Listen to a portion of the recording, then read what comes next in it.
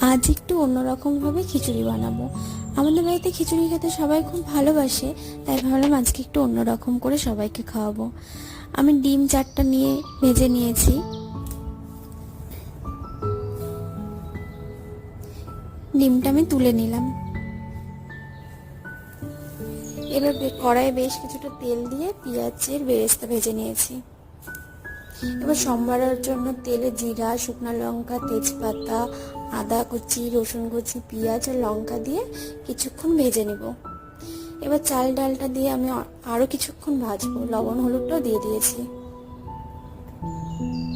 জল দিয়ে কিছুক্ষণ ফুটিয়ে নেব।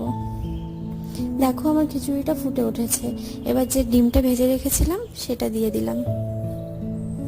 খিচুড়ি আমার রেডি হয়ে গেছে। খিচুড়িটা নামিয়ে নিলাম। এবার বেরেস্তাটা ওপর থেকে দিয়ে রেডি আমার